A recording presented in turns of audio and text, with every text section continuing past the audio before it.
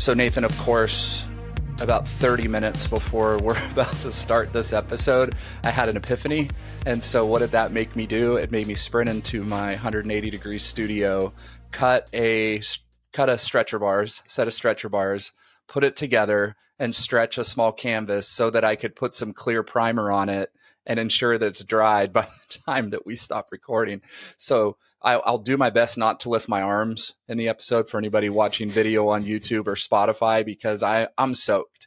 And now I'm in my office and I have the air conditioner turned off so that we don't have audible noise. And so the heat is starting to build. And basically, what I'm saying is I just got myself into a lot of trouble. And that really is going to lead into an incredible quote we have coming up. I love this. So when you and I talk about planning episodes, we kind of go back and forth, back and forth, back and forth. And I think this is a great piggyback off of the learning episode we had on the last one, because Definitely. You and I both discovered an Art 21 episode basically at the same time on the same day that made us go, oh my goodness, we have to talk about Amy Sillman and that episode. Absolutely. Yeah. And speaking of our previous episode on being a student of the game, this is I would argue one of the easiest ways to soak up a ton of wisdom around incredible artists, their practice, the way that they think about their work, which we'll get into with this first quote. So let's just jump in. Go ahead and hit us. I used to always ask my students, what is your unit? There's an atom, there's an inch, there's an hour, there's a day, there's a hand, there's a year. What is your base unit? Because I'm assuming that everybody's is totally different. And they would give me these beautiful answers that were super concise. One person would just say, it's 1 hour. Whatever they said, I would take it seriously. And I thought, how do you build a language out of those units? Because everyone's kind of making up a grammar for their own work. And what's your unit? I don't know. I can't even answer the question. I think my unit is trouble. You go to trouble, then you get out of trouble, then you get back in trouble. So trouble or not trouble, getting to it and getting away from it, and getting from one trouble to the other trouble is the unit. I'm always pretty much looking for something that contradicts the layer that came before, creating a certain kind of tension, and creating something that feels like it sort of holds together and it's sort of falling apart at the same time, and creating something. So that's Amy Sillman, an incredible artist, educator, printmaker, drawer, has been around New York for a very, very long time. As an educator, right, she's talking about how she always presents these ideas to her students and asks them, well, what's your unit? And I think try to get them to really focus on something. Some reason, why they're creating, where they're creating from, what they're trying to say, and kind of packaging that, all together in something. And obviously she's got a lot of little broad answers, but as a great educator, you are always learning from your students and the things they tell you, which I think is why she's asking that question, because it's making her dig into the answers, and that's causing her, as somebody who's continuing to educate herself, to grow in her work and how she thinks about things. And I love how the interviewer says, well, what's your unit, Amy? And she goes, I don't know. And then she goes, I know, it's trouble. And that, to me, not an epiphany or highly prophetic, but it went, yep, I absolutely am right there with her. Trouble. I freaking love that as a unit. Yeah, so there's two parts of this quote, Ty, that I think are really interesting to examine. One is the whole idea that she begins with of just creating a grammar for your own work. I mean, I think as artists, we're all trying to find a way to, I don't want to say standardize, but have a framework for how we think about the work that we're doing.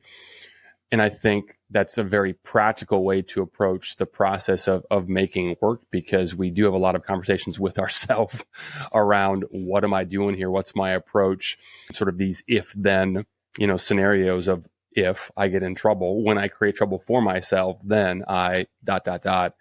And so I just really like that idea in general, setting aside for the moment the idea of trouble, but just the idea of really thinking about, for each of us as artists, as creatives, what is our own grammar for our own work? How do we think about our work? And I would say, again, just piggybacking on our last episode, I think this is one of the greatest benefits of doing things like this. And by like this, I mean watching and listening to other artists, phenomenal artists like Amy, who have been doing it, for quite some time. Yeah. Hearing how the language they use when they think about art in general and their work specifically. I don't know about you, but I have a ton of moments, even just in this, whatever this is, 11-minute video that everybody needs to watch for sure. Yeah. Maybe pause this and go listen to it, watch it, Right. or wait till after the episode, but definitely spend some time with it. But this and many others like it, I have so many moments where just like, oh yeah, that's it. Right. That's how I that's how I think about it. And much like the same way that, when we talk about how we are going to be influenced by the work that we like the best, the work that we're consuming, how important it is. And you talk about this all the time, the importance of just looking at a lot of art. I think this is a very similar idea where the benefits of listening to a lot of artists talk about how they think about their work is incredibly valuable because it gives us additional language to process and think about our own practice. Well, and that's one of the things that we hear from artists all the time in their studios, whether it's beginning, emerging, whatever level of art you're at, is, oh my gosh, I just want to feel more freedom in the studio. I want to feel less burden to finish a piece or less burden to create something new. Or I just want to go in there with like this freedom and just make stuff and not feel pressure to have to kind of perform for myself. And I think I understood this, but hearing her say it, like you say, listening to other artists like helps you so much, because I hadn't even thought about the fact that when she said, so trouble or not trouble, getting to it and getting away from it and getting from one trouble to the other, like that's what she's always doing, hitting the trouble, finding another one, searching. But for me, I was like, oh my gosh, I'm always trying to embrace new challenges in my work. Yes. And I really am searching for uncertainty and trouble so that I can create more trouble out of it. Because what does that do? It kind of gives me a little bit of freedom to kind of breathe and not feel burdened by trying to force something to work. Yeah. And that's why I've chosen certain ways of creating through different types of forms and tools and things, which we'll talk about later today, because I want that uncertainty. I want new trouble, because maybe I can create a brand new idea out of that bit of trouble that ends up existing on the canvas. And that only comes from perspective. True. And yes, perspective comes from paying attention. Yes. I had a moment recently where I was looking back at a piece and a couple of moments that I really, really liked. And then I was thinking about how those came to be. And then I remember the day that happened and feeling like I was completely lost, right? That I had no compass or true north around, the work or how it was developing. And so when I talk about perspective, really what I'm talking about is realizing that we can kind of use our past experiences to coach our current and future selves in the moment, meaning that, and I remind myself of this constantly, I'm sure you do as well, which is when we feel like we're in trouble in the moment, when we feel like something's not working, it's like, oh yeah, well, that's okay.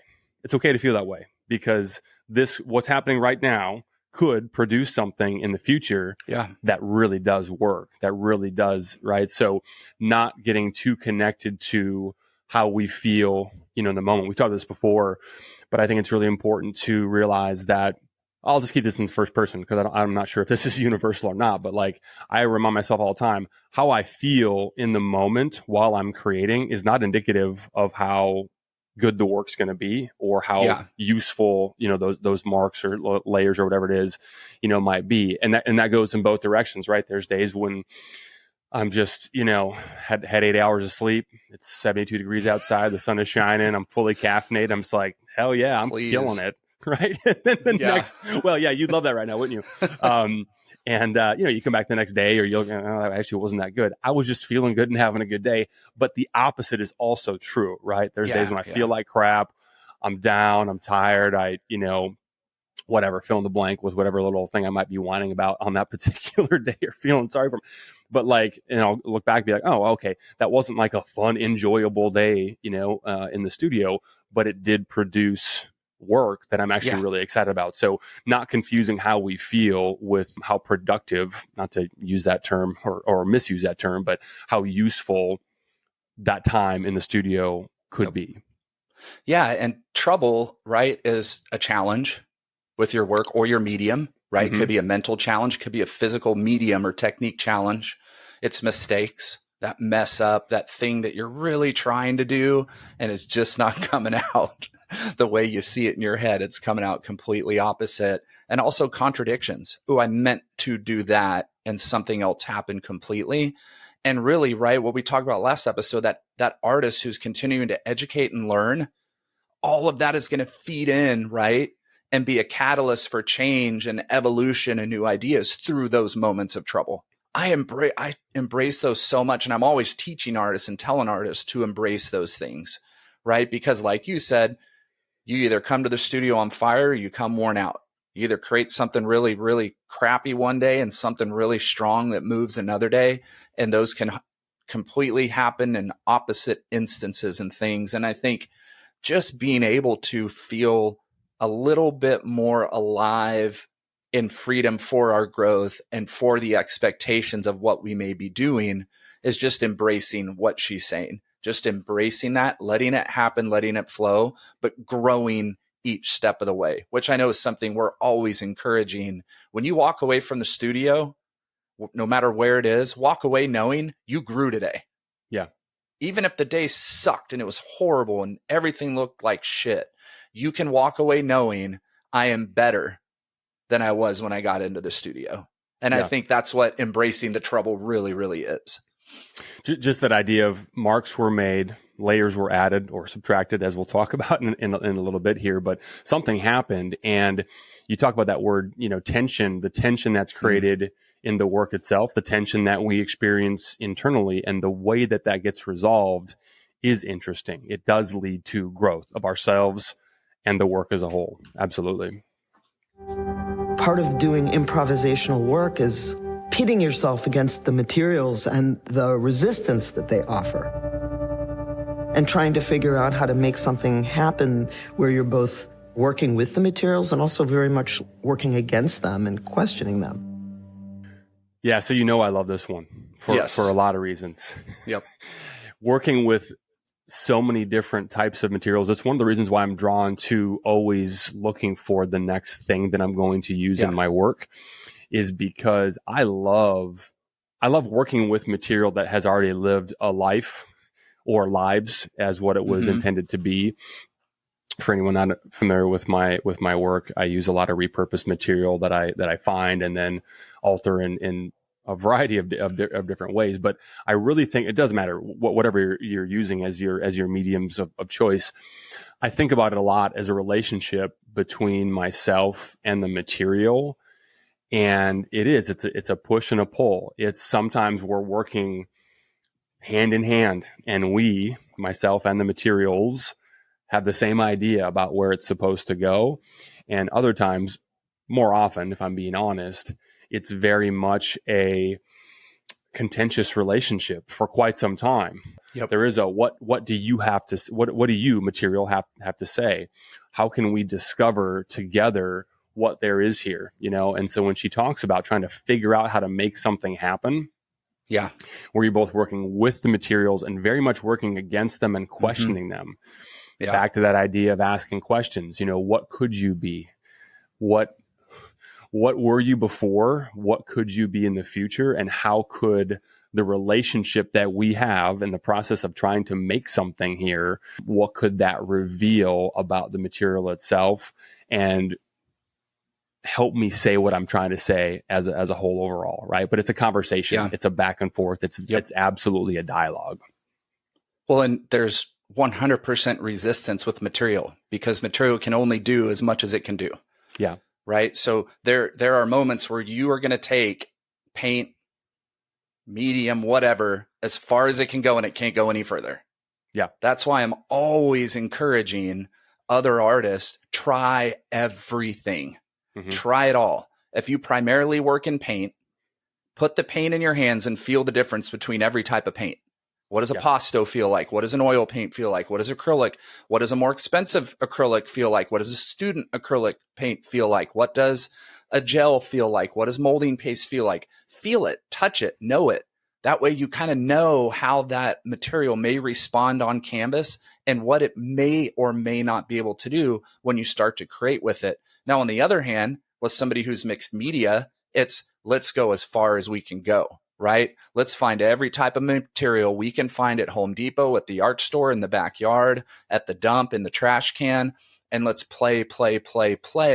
Because the more you have learned and tried, the more you have in your arsenal to possibly solve a problem or some trouble when you get there. It may arise and go, you know what? Glad I messed with cement a few months ago because cement would work perfect for what I really am trying to get out of this acrylic paint with molding paste. And it just doesn't have the right feel or texture to me. So I think for me, it's really being responsive and being able to adapt during your processes and think through, just like she says, you have to work with the material, but you're also working against it. Because oftentimes we're trying to do more than the material will allow us to do. So we have to go try new things and new ideas. And that's probably for you and I one of the most exciting parts of being an artist. Something you and I love to do more than anything is just keep trying new stuff. It's the best. It's the best. We were the family was we were in the city yesterday for our youngest birthday. She loves thrifting, so we're walking downtown, and anyway, I saw what I think was probably some type of a filter. I don't know what its application was. It was just sitting next to this trash can. And I kind of stopped and I looked, and my wife and both daughters were like, no, Dad, keep going. Please keep walking. Dad. A lot like I have to say to Leo, if we're walking and he's sniffing around something that I don't want him to start eating, like, keep going. No, but it's just that an insatiable curiosity, like what would happen, when I slice that up, when I, whatever, heated it up, carved it, whatever, manipulated it in some way. But when you were talking, Ty, I was thinking about, like, in a lot of ways, the relationship that we have with our mediums, with our material, it's a lot like the relationships that we have with other people, in that the strongest bonds that we have, I mean, if you think about the people that the 5 people you're closest to, friends, family, partners, whatever it might be, those relationships are strong because they've been tested, because we have experienced things together that were imperfect, that were outside the lines, that were not just an average, day. That's how we learn, who we are individually and who we are, together in terms of our relationship. And so when it comes to materials, I'm a big fan of encouraging everybody to not just use material, but misuse material. To your point, absolutely, get it in your hands, get it in your fingernails, right? Like, see what happens when you do things that are, not written on the package, on the back of the box. Just to, you never know, just to push it, right? See how far, you can always come back. You can always come back to, like, back inside the lines, back for its intended purpose. And again, I don't know how much of this applies to what everyone's, doing or not, but I think that there's a version of this that is useful for, anyone who's trying to explore, new territory. Part of the video that we're talking about here, she talks about how she does have a few brushes in her studio, but most of what she uses are, not traditional materials. You know what I'm saying? And I would love to hear you talk about that, because I actually, tell the story about how, when did you start using cardboard and kind of what led to that? I think this would be a good sort of, little use case. Yeah, I think I've always fought with materials, because I've always wanted an unexpected thing to come out, which is why, after studying a lot of the more modern Japanese calligraphists who would have these brushes tied to pulleys, that the brushes were like 10 feet tall with a 3 or 4 foot actual hair and brush tip. They'd dip in ink and they'd run it across this pulley on this massive piece of paper in a studio. And I would go, okay, they have control with their body and gesture, but they don't know how the pulley is going to swing right or left in their movement, how fast they're going. And also there's ink dripping off other parts of the brushes while they're moving. And then when you look at that 20-foot piece at the end, it was perfectly imperfect. Yeah. And I think I went, that's what I want in my work. So I started using really long brushes and things to, like, with a lack of control, so that I'm getting some imperfections out of the things I'm doing. But one day I had all this cardboard back. This is, I think, 2018, maybe 2019, from a solo show that didn't sell any work in North Carolina, and all the work came back in all the boxes. And I cut up all the boxes to throw them out. And I went, I'm going to make some cardboard paintings. So I just started cutting them out and building all these like cardboard canvases and stacking cardboard and ripping it and painting on it. And I didn't like how one looked, so I pulled it off, and I was using paint to glue it, and it left a mark. And I went, I wonder what that would do if I started doing that as transfer on pieces. So I had a couple pieces I was working on. And so I started just kind of painting on cardboard and then pressing it down and pulling off as a transfer. And I was doing it with other things. And I went, I kind of like that idea. I need to think more about that. And then fast forward, that's a major part of my actual creating and creation today, is using material that's not an art material, using it in a way that it's never really supposed to be used for. Yeah. And it's creating something that I can't control. I can control it up to a point. Yeah. But as I pull it off, there's going to be a surprise somewhere in there. And that for me has just become, I love that. It creates so much trouble for me. And it's so freaking fun, that surprise. And so really that tension exists now between using a material that you don't really know how it's going to work every time. And I don't know, it's fun. I love it. It's so fun, and it's a really good testament to the importance and the value of leaving space in our practice to be surprised and to chase those little surprises down. Again, I think I had a studio visit earlier this week with about half a dozen artists who came by. They were part of a little coven, little group. Yeah, one of my current mentees in my program. That's exactly right. Yes. Yeah.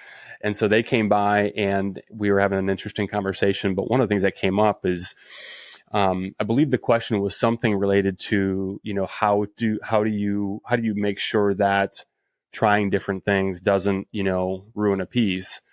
And I said, I'm always happy to ruin a piece. I'm not happy. I'm always okay with ruining a piece. Yep. Because I have that abiding belief that it is in service to pushing the work forward. Yes. So I think that, to your point, when when one of those surprises happen, and maybe you chase it down on what you're working on at that moment, maybe not, but capturing that and doing something with it, starting other little studies or other little things, on the side, but doing it, I think it close, like now, I don't know. Banking ideas is valuable, but again, like back to my idea of, or my point of not worrying about ruining the piece or ruining the timeline that I had in mind for finishing the piece that I was working on. I'm not going to forget, or if I did, it probably was worth forgetting anyway. I'm not going to lose track of where I was at on that. I can look at it and see here's what's next. But chasing down those little discoveries, I think, is so valuable, because we just never know which one is going to become the next big thing that we're going to be able to mine for years and entire bodies of work. Yeah. Well, and that's the balance between control and spontaneity. Yep. Right. Yep. If you're completely trying to control your work, it's going to be really, really frustrating, because then you're just trying to make a finished piece all the time. And it just doesn't work that way all the time. Right. But you want to balance that spontaneity of trying new things with things that have been working and things that have really been growing, and keeping those in while you're adding those new ideas and then those new things into it. And like you said, you're going to walk away at the end of the day and know that you just learned so much more. And all art is discovery. You're going to be discovering something that's leading to the next jump and the next big thing. And let's listen to another quote by Amy, because she's really going to go into these things pretty incredibly. It's not perfect. It shows its scrape downs, and it shows its revision, and it shows its finickiness, but it also shows its openness. And this maybe vain attempt to push further or dig deeper. Oh, Nathan, push further or dig deeper. Wow. Come on. And I love that she says this may be a vain attempt. Yeah. It's to push further or dig deeper. Showing the imperfections and allowing them to be seen is a form of openness. That what you just pointed out, the acknowledgement that it may be a vain attempt, I think is actually really, really important. Just sitting in that place of like, this may not work. If we were putting odds on it, it probably won't, but it might. But it might. And even if it doesn't, it's going to lead to something else. Well, and I think too, it's like when she's talking about this, she's talking about showing the process in the final piece.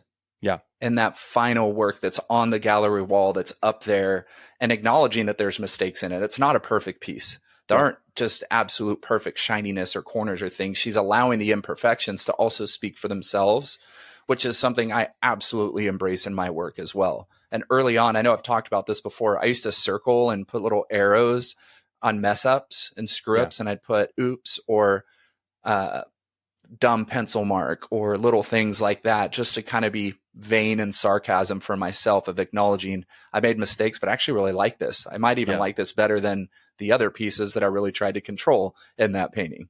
Right. Well, how do you feel about revision? Because part of this too is talking about, she says, it shows its revisions and shows its finickiness, you know, and she's working over and working over and working over and constantly taking away and building upon and taking it away, right? There's construction and there's deconstruction of the piece. And I know you and I both do some construction and you know what I mean, and deconstruction within our work. And so I don't know if I consider my deconstruction revision. Oh, I absolutely do. Okay.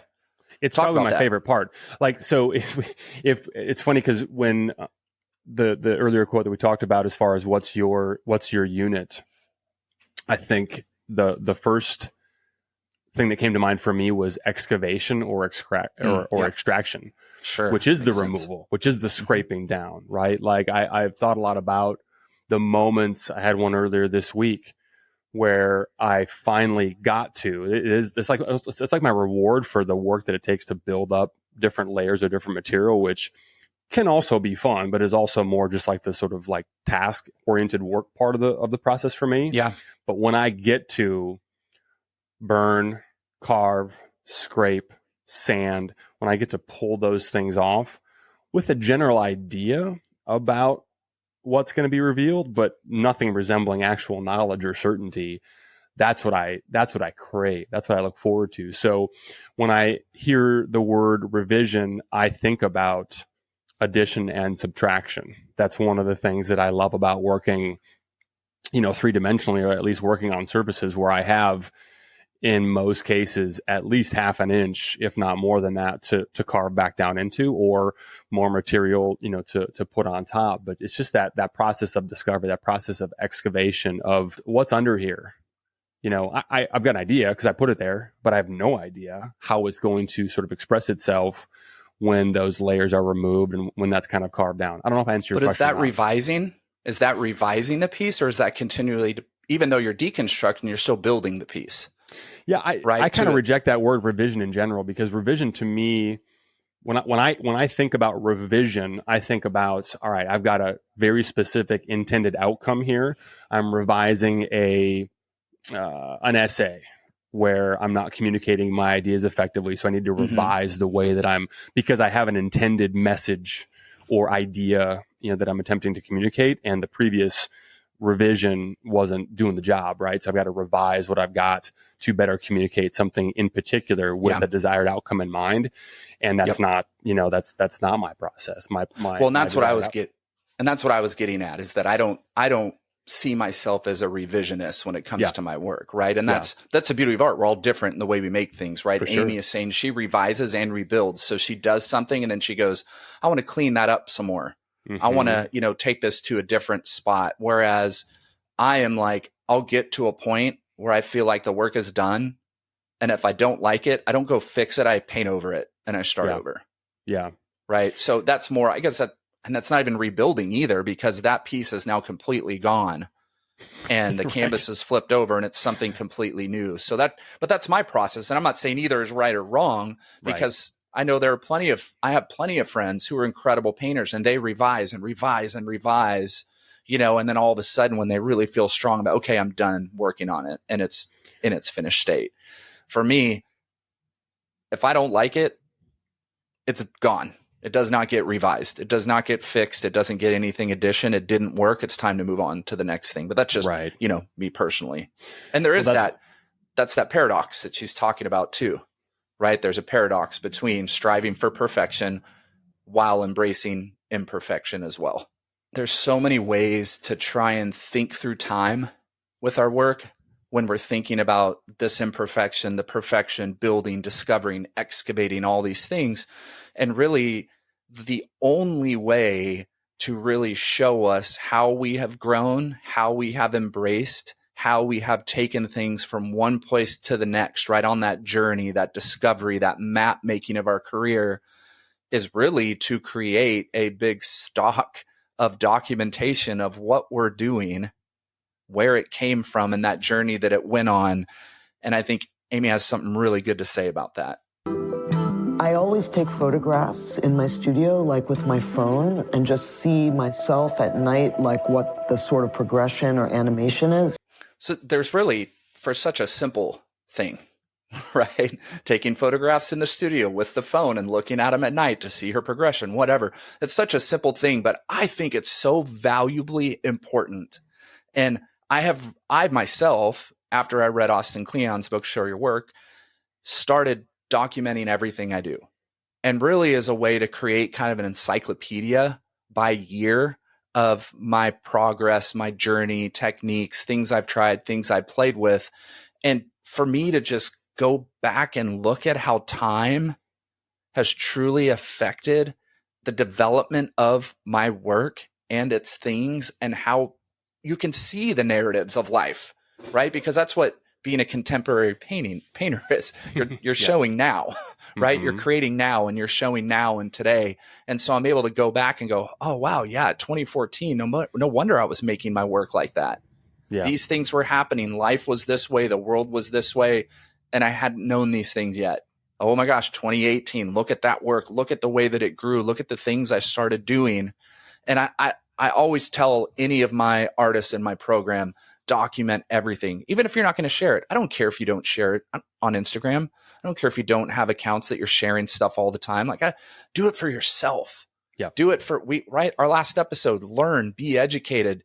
You need to be doing the same thing with your own work that you're doing with all these other artists that you admire's work as well. Absolutely.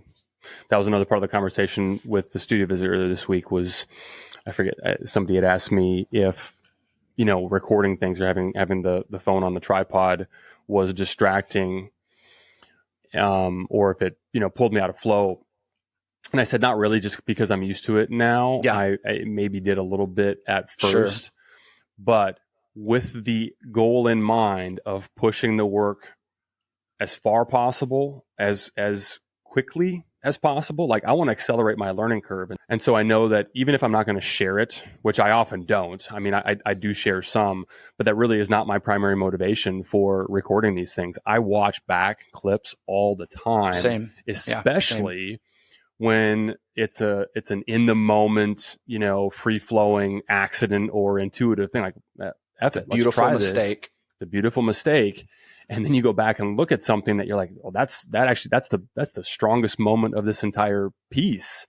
How did I do that? I'm not one that takes notes necessarily. Yeah. That's not about the work itself, I should say, or in the moment. I'm not writing recipes or things like that, but absolutely, there's enough in those video clips to be able to remember, like, oh yeah, that's the day that it was raining. And because it was raining, it impacted the way that the whatever wood received, the flame and the marks that were made as a result, or whatever it might be. So that is the value for sure of documenting your process. I don't know. I don't do digital art, much at all, but once in a while I'll open up Procreate on the iPad if I'm on a plane and just kind of mess around. But there's a feature on there where you can just automatically records a time lapse, right? Yeah. It's so fun to watch. It's so fun because it's right there. You're like, oh yeah. And it's like a little, play by play of watching it back. But there's some interesting things that can be observed and learned about one's process, in doing that. So whether it's with photographs or video, or maybe you are somebody who, really wants to take notes, but that's so valuable, I think, to a person's progression artistically. Well, and if you watch the Art in 21 episode, which I suggest everybody does, we'll put the link in our in everything. Mm-hmm. What Amy did, and I don't know if this was on purpose or not, or because she does photograph everything, but she was able to do that show where she showed the actual progress from the first layer to the last layer of a painting in photographs, in prints. It's pretty freaking cool. Like I thought, and I don't know if she was just going through her stuff one day because she documents everything that much that she went, oh, that'd be a badass show. Yeah. I'm going to take pictures of the entire journey of one painting. And they're all right. They were good photographs. It wasn't like, crooked yellow light studio photographs. They're all really well done. So she could make prints of it. And it showed from one layer to the next. And they created this easel system that put all of those prints across the entire room in the middle. So that's amazing. That's breakthrough, right? That's that experimentation and doing something. Yeah. She's doing something that's tech related within the work, not with the purpose of creating work from that. But then because she's experimenting and doing things, that then got involved and became a work of art. Yeah. So you never know. That's the thing, right? That's why we're always encouraging you all. Play, try, do everything. If you have different loves and things you want to do, mess around, see what happens. Who knows what could come from it? I mean, this was a whole show for her. Yeah.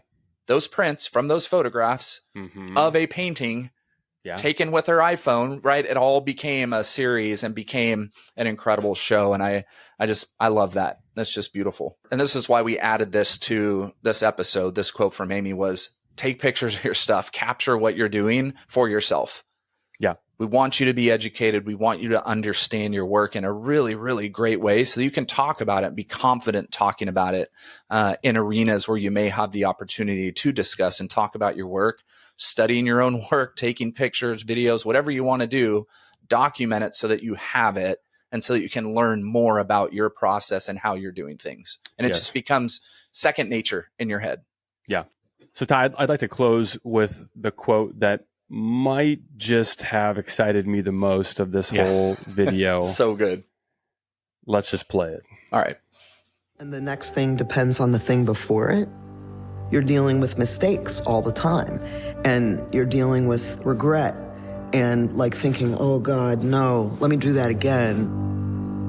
So on the big level and on the little level and on every level in between, the slippage between control and finesse and form and wanting it to be good and constantly adjusting things and trying to make it better, and between just like first thought, best thought, like let it all hang out, like do a thing, see what you're surprised by. That tension is the tension of me making my work. So, yeah. So good. That's so good. It's beautiful. It's beautiful. Again, just for the fifth time of this episode, like listening to other artists who, I mean, she has been thinking about her work for 60 years, maybe more. I don't know. But listening to people who have had the time to really study their own work and understand it and have the language for what it's like for them. Again, it's so important because like, oh yeah, like I mentioned earlier in the episode, that's it. That's how I think about it. That's, yeah. That's what it is, right? Because we need somebody, it's one of those things that you probably understood intuitively or kind of had a general sense of, but to actually put precise language to it, I think is so valuable. So yeah, the next thing depends on the thing before it. Dealing with mistakes. Let's talk about this whole idea of dealing with regret, because I think that's such an important thing that every one of us has. Sorry? F-bomb almost came out, so we almost got an explicit rating because I almost dropped an F-bomb right there. Oh. The regret.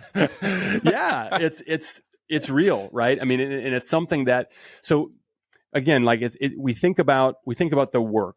What are we trying to say with the work? What are we trying to do visually? But we also think about the process of making the work and anticipating how we're going to feel, not if, but when certain things happen. And one of the things that is going to happen in everybody's studio practice is that moment of regret of, F. Yep. Oh God, no, let me do that again. Yeah. What's your thought process when you heard that? Well, when I was watching it for the umpteenth time, I'm such a nerd and I'm such a visual person and I've watched so many of these videos and I've written a few storyboards of creating ones for other artists and things that kind of follow that pattern of Art 21. Yeah. I saw me walking in from around the corner with a cappuccino to hand to her, to sit down and go, God, let's freaking dive in more.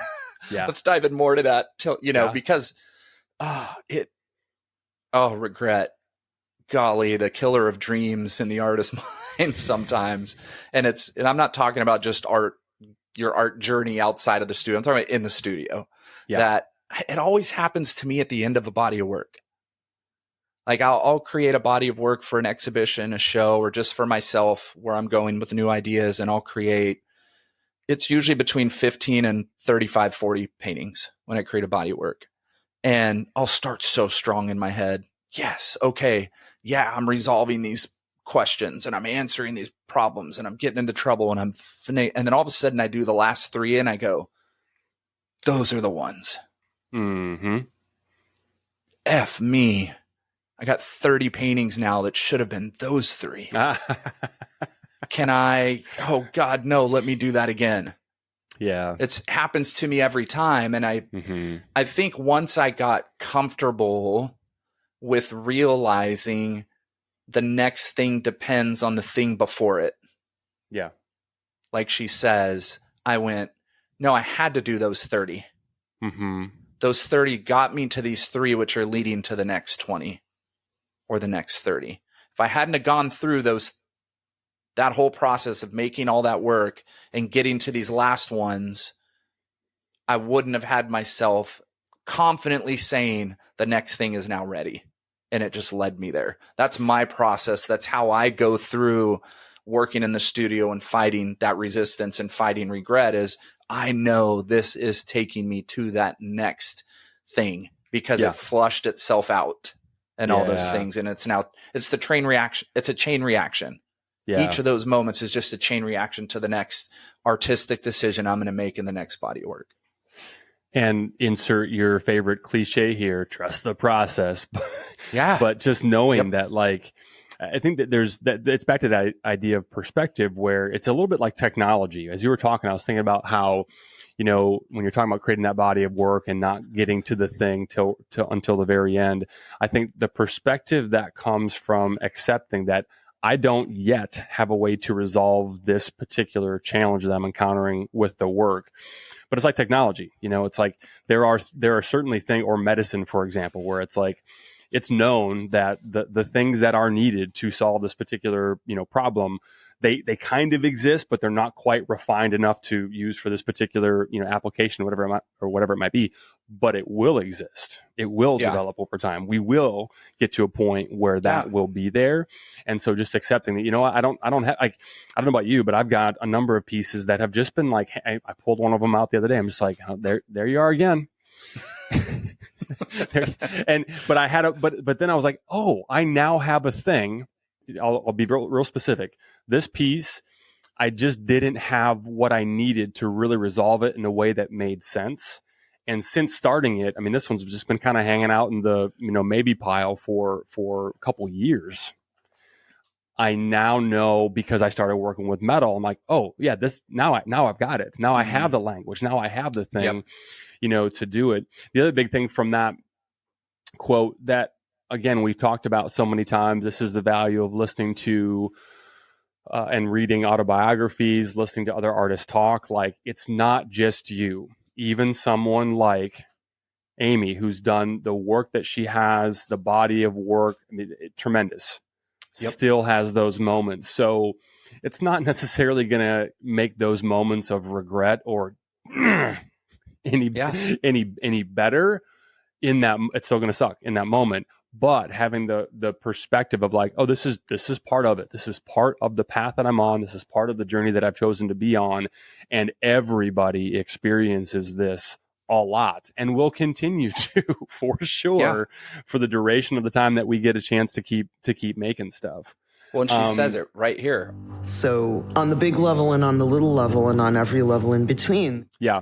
How do you interpret that? I had a couple different big level, little level. How do you read that? Yeah, I mean, because she says the slippage between control and finesse and form and wanting to be good. Yeah. Wanting it to be good. Right. And constantly adjusting things to make it better. Mm-hmm. So on the big level, I think it's done. It's ready to go to the Tate. We'll use places that she's shown. For example, Whitney, the Tate, MoMA, the biggest places. Okay, on the big level, it's good. Yeah. I'm right. It's good and it's ready to go out. I can send that to the exhibition at the Whitney. I can send it to this Biennale with this body of work. But then on the little level is it for just something I'm making to get me to the next thing? Mm-hmm. Is it just the piece that's not going to leave the studio? Yeah. I think that's a big level, but in the grand terms of the art world and where Amy is, that's a smaller level than sending it out to the Whitney or the Tate or to a Biennale or something. And then every level in between, that's maybe a gallery, maybe an art dealer, maybe whatever. So it's like there's control and finesse and you want it to be good and you're constantly adjusting things, whether that's in that piece or the next piece or the next piece to improve it so that it's able to be on all those levels and you can go, okay, I'm okay with it on all those levels. Yeah. That's at least how I interpret it. No, I like that a lot. That's the other thing too, Ty, is like this, what I'm about to share, it's not an antidote for regret, but it is a treatment for it. And the treatment for regret is back to the value of documenting our process, knowing that if we ruin a piece or if we cover something up that was magical that we want to try to get back again, I think that's the value of documenting our process, because while we'll never be able to necessarily create exactly the same thing, I don't know about you, I probably wouldn't want to anyway do the exact same thing, but there's oftentimes a mark, a gesture, a technique, a texture, fill in the blank, where because I'll just talk about my own experience, because I've got the video that I can go and watch back, I can recreate the conditions that led to that. Sure. And then I can just say, all right, I'm going all in on this particular thing. And I do it all the time just with studies. Like I'll have, okay, let's do 8 different versions of this. That's actually where I will take a little bit of notes. I'll write in a Post-it note what I did, the timing, the amount, the level of pressure, the tools, whatever, all the variables that I might be tweaking. But we can recreate the conditions that led to that thing. Yeah. And with enough experimentation, that happy accident can then be integrated into our visual language going forward. It can become a thing, right? That we can get back to a point where we can recreate that particular thing over and over again. And it just becomes part of our overall toolbox that we can pull from, as needed for different work going forward. I think that's a great point, Nathan, because we want to grow, we want to evolve, we want to create new work, we want to be on this journey where we're just constantly discovering new ideas and things, but it doesn't mean that we completely abandon certain ideas and certain things that really worked for us last year, 5 years ago, 10 years ago, even. Yeah. Because they're part of you. Now, you don't want to be creating the same exact paintings you were making 20 years ago. Hopefully you've grown and you're creating new work. But I just did this last month. I went through and I was going through all my hard drives and I was organizing things by year and making sure all the videos were in place and each folder was labeled by the painting for the video that I took and, all that stuff. Because I have folders for videos, I have folders for photos. And then I have them all separated by year, 2014, 2015, and then I have video, photo. And I was just making sure everything, but then I got caught and looking at the work and going, I totally forgot about that little thing. And man, I really think that was a great idea. Move it into the folder of, things to think about folder. Yes. Right. So, and I started moving all these old paintings and old ideas in there. Forgot about that texture. Forgot about putting that in there. I forgot about those things. And I went, God, why did I abandon that? Well, I was growing, I was moving and trying new things. It doesn't mean we don't reintroduce old techniques and older things that have worked for us before. And by documenting, you have the ability to know and remember. And revisiting them armed with all of the new knowledge, new techniques, new information, who knows where that could go from there because of what because of the information and ideas you've acquired and practiced and executed on in the meantime. Love it. Yeah, absolutely. That feels like a good place to end for today. Yes. I'm ready to get in the studio. I'm fired up right now. Let's go.